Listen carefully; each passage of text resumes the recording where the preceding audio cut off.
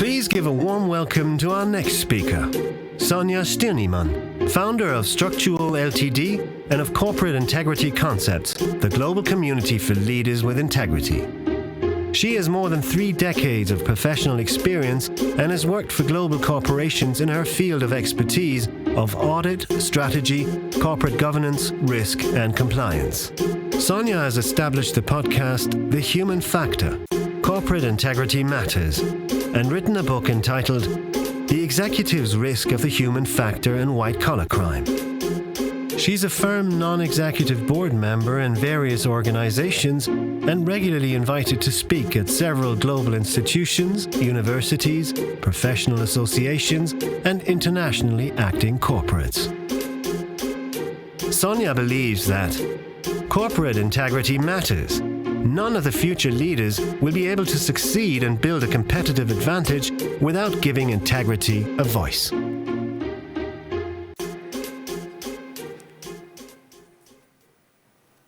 Hey guys, the sea is not always calm, and what we need are leaders and crews with integrity and guts. Good morning, good afternoon, and good evening to all of you joining us here and discussing this very important topic about ethical leadership and corporate integrity. Since 1992, I strive for corporate integrity, and it was the moment when I had my first case of non-compliance on my desk, and everybody thought, hey, that's just normal, we just do it like that. And I thought, no, it can't be that we really close our eyes and not taking up what's going wrong here. And that's the reason why I do that now for more than 30 years, and I'm very happy to be here and have a discussion with all of you right now. And just for the ones who have maybe an idea what I do normally, I'm really specialized in corporate governance, integrity and finance, risk and compliance, but not only that. I'm also crisis proven, and not because of the business only, but also because I'm an Atlantic crosser, I'm a passionate offshore sailor, and I think that's exactly what learned me how to be resistant and resilient when it comes with heavy storms in our faces. So with these components, I think it all comes to perspectives and responsibilities.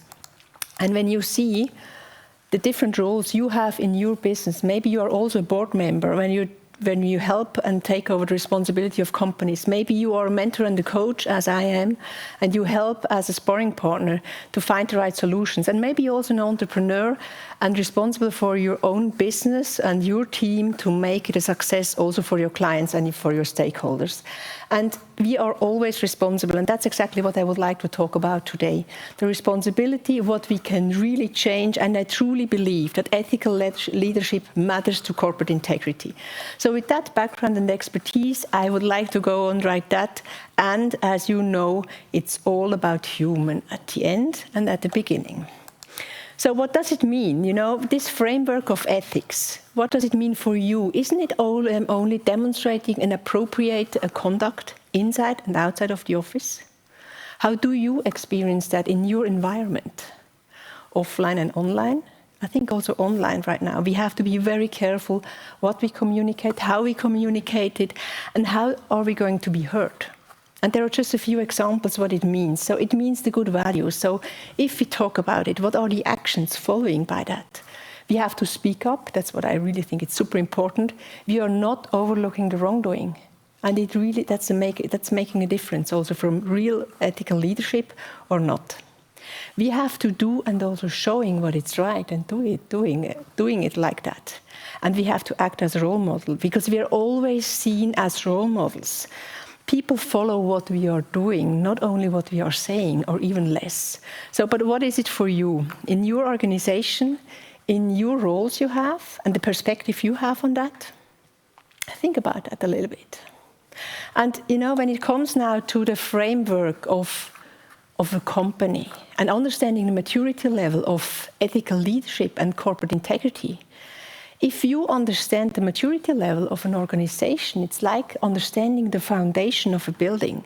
The stronger that building is, the less it is at risk. And we all want to protect our most valuable assets within a company. Either it's data, humans, intellectual rights, everything comes together like that. And at the end, or at the beginning, it's about the sophistication, how we do that. The depth we take it on, and the breadth we think about that. And we need to have that strong foundation of corporate integrity, and using that to build up the trust for our shareholders, for all our stakeholders, the integrity, how we demonstrate that, but also the accountability, how we make that happen. And this is sent to the broader ecosystem, and it's always been seen by them, and it's also been judged. Keep that in mind. And when we now go a little bit further, you see that picture, and for the ones who listened at the beginning, I like to sail. And when it comes to that part, we also have to trust each other. So let's put the benefits of corporate integrity and ethical leadership at the top. So when we analyze that, leaders who prioritize their organization's maturity level in terms of integrity and ethical leadership not only flourish in their own careers, but become also true role models of inspiration. They are able and manage to shift paradigms, create lasting change, and create and foster cultures where ethical leadership is not just a buzzword. It's much more. But why does that happen? First of all, it's about trust. Employees inherently trust leaders who walk the talk. They become the bedrock of loyalty, productivity, and innovation. And secondly, it's about the reputation. Maintaining a reputation is crucial, and ethical leaders, by their very nature, keep reputational risk at helm. They know exactly that they have to be very careful, and you can build up a reputation over 20, 30 years, and it's going to be damaged within seconds, and we all know about that. And then it's also about the long-term vision. Aren't we all responsible for our world, for our planet? We should not really compromise integrity by thinking short-term. We have to think long-term and make that the strong foundation of unwavering ethics. So we all know about the competitive advantage. We know about the war of talents we have to take care, and also our employer reputation and branding. And for the ones who would like to know how it works on the scene, it's exactly the same. People are doing compliance training not because they have to. They just do it because they would like to cross that Atlantic and come over the ocean together with the crew and the ship they are responsible for. Let's go now to the next steps and think about the factors shaping these kind of dynamics. I would like to start with the myth. Then we go on and talk about the tone. Later, a little bit about the maturity level of integrity and ethical behavior, and the leadership of success. And last but not least, the human factor, because as we know, it's all about us. Every single one of us is responsible to do so. So let's start with the first one, the misconduct of corporate integrity. And here I really would like to outline something. If you can only keep one point of that presentation, just take that. This one here. Individual integrity does not equal corporate integrity. Not at all. Think about the sports team, maybe also the sailing crew I mentioned before. It's about how we all play or sail together. Our strategies we have, how we communicate, and what is our mutual understanding. It's not about a single integrity as such, it's how we all do that together, and the same for corporate integrity. So do not think by knowing these individual integrities of your team, you have the sum of that and it's equals to corporate integrity. It doesn't, not at all. So if we now see the ingredients and the misconception of corporate integrity, it means these kind of interpersonal relationships, the synergies or even the conflicts we have or we could have are important. Then the second one, if you are not knowing about the communication, or do you not know how to communicate, it's going to be a huge risk for the entire organization and all the team members. Then the hierarchy, the organizational hierarchies are key. How do power dynamics really play out within the firm? The formal ones we all know mostly. And what about the informal ones? How strong are they? I think they are extremely strong, and we have to watch out that we also understand these. What about the policies? If you walk through your company and ask your colleagues about the code of conduct, how many points of the code of conduct can be said or understood? I think there are not so many. And when I ask some clients and also the employees of clients. So what do you have as key point in your code of conduct? I often do not get a real answer. They feel a little bit ashamed because they don't know it, and they know exactly they should, because they also sign it from time to time. Maybe they only did it when they started the position, maybe they do it once a year, it doesn't matter. But what I would like to say is make sure that these kind of policies you have in place, or if you are responsible for them, make sure that they are understood. It could be so easy. I'm not saying you can shrink everything to one page, but of course I would like to have that. But if you can create a code of conduct which is easy to understand by everybody, and I mean internally and externally, it could help a lot and protect your business. We do that exercise also with our clients, and often in these workshops it comes out that they really want to support and they would like to protect the company's asset. That's about the internal institutional policies. But what about the unwritten rules? How often are you ending up in a political game within your organization? Do you know how to play that? Do you want to play that? Are you hiding something? Are you covering some wrongdoings or not? I think it's important that we also speak up here and are not letting wrongdoing going on like that. The unspoken, often unrecognized norms guide our behavior. And also here, as mentioned before, we are the role models. And the higher we are in the ladder of hierarchy, the more important it is that we are really consciously thinking about what we are doing. The next one is the tone and the culture and the ecosystem. You know, the mentioned dynamics really shape the tone and the culture. That's what I said before. It's going to be the organization's fingerprint. And that fingerprint is seen by everybody in the corporate world. It's a signature in our corporate world. And I don't know how you feel when you enter a building of a company, you haven't been there before. You always feel what's going on there. It often happens to me when I see, or when I visit a new company, maybe a new client, I just enter the hall and I think, okay, what's going on here? How do I feel? And I think we all can do that. We are humans and we can still do that if we want to. And that's exactly what also other fields, shareholders, stakeholders, and everybody in our ecosystem. So that's what we are going to send out. It's going to influence our brand. It's going to be going to show how we are maintaining our relationships with suppliers, customers, and all other stakeholders. And finally, it also impacts our reputation. And as we all know, stakeholders really resonate with organizations that uphold a high level of integrity. They seek transparency, responsibility, and authenticity. And that's key. And we really have to make sure that our stakeholder management is at the top of our agendas. And with that, I'm also coming to the third point. We talk about the different maturity levels of ethical leadership or leadership with integrity. So you can just stay on the basis and you try to avoid legal risks. That's okay. That's compliance as we all know it. But I think it's not what we should stay on. That's not the maturity level our shareholders or our stakeholders would like to see, not at all. Then you can also decide, okay, reputations may be also important for us. Maybe it's only the leader's reputation which is important. I hope not. It's also about the company reputation, and that's the second level. On the second level, you really care about the reputation, and it's going to be prioritized, also to avoid and reduce the risks.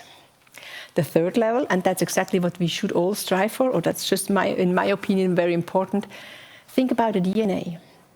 If it really becomes the DNA, or it is already the DNA of your leadership team, that's exactly what you strive for and should strive for. That's a DNA which is seen, and the maturity level of such kind of high maturity level of a company is seen mostly in a decision-making process. So it's going to shape the strategies and operations and all the actions. On the other side, you also see how they resolve conflicts. How are they dealing with issues? Is it fair?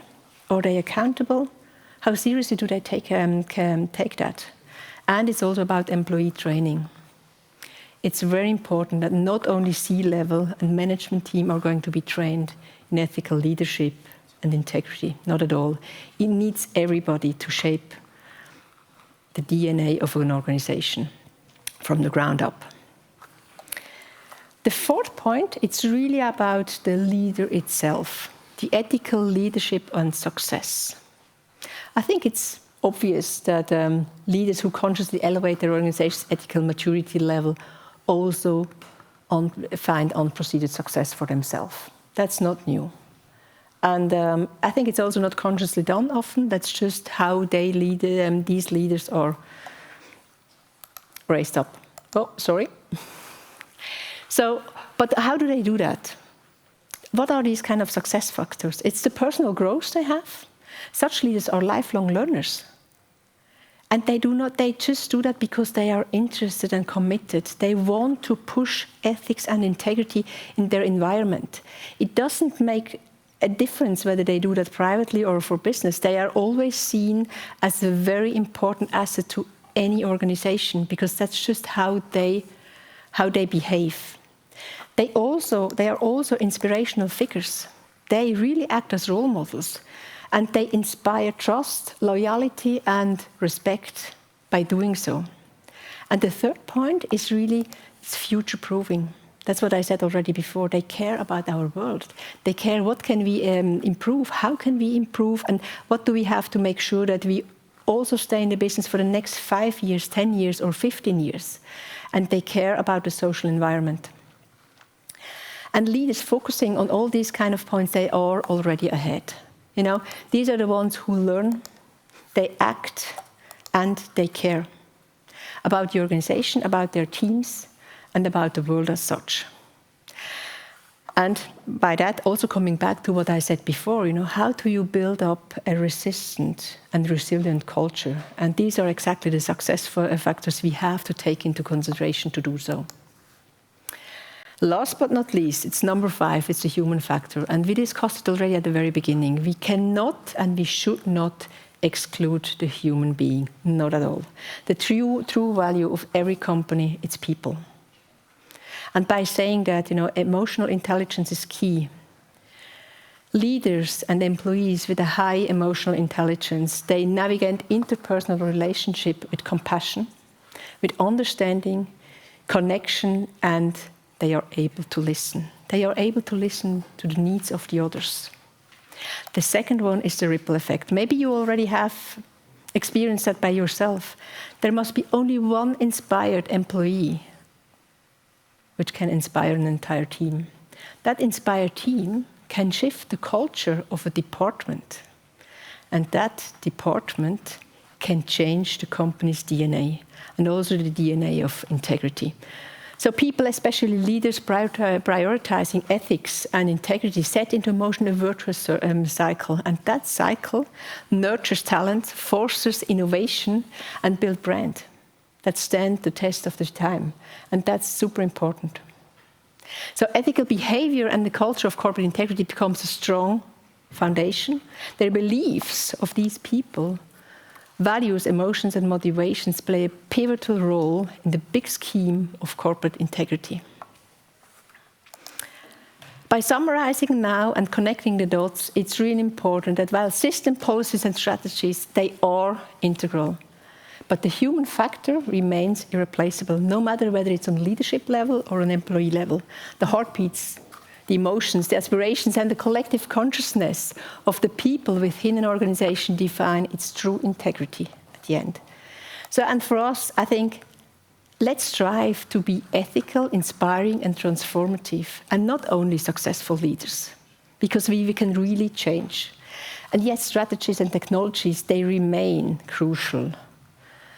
But changing the soul and the integrity level and the maturity level of an organization is really how we all behave. So leaders must not only be skilled or knowledgeable, no, but they're embodiments of the highest standard of integrity and ethical behavior. And that's what counts at the rest for a successful organization and future. So we can influence reputation, and as I said before, our return on investment is also going to be increased, the financial performance. And finally, we can really build trust within our ecosystem. So, because at the end of the day, it's not only about business metrics, not at all. It's about the legacy we all leave behind us, the values we impart, and the world we shape through our actions and beliefs and choices. So let us all be these kind of ambassadors of ethical leadership in our world, the big world and the small worlds, which is so dearly needed. So these last 30 minutes went on quite fast. And if any of you feel like being such a inspired ethical leader and who would like to learn a little bit more, maybe also how it really works on the sea, let's just reach out. You have the QR code, and I'm happy to go on with that kind of discussion, either on the sea or on the ground. It doesn't matter. Thank you very much for listening.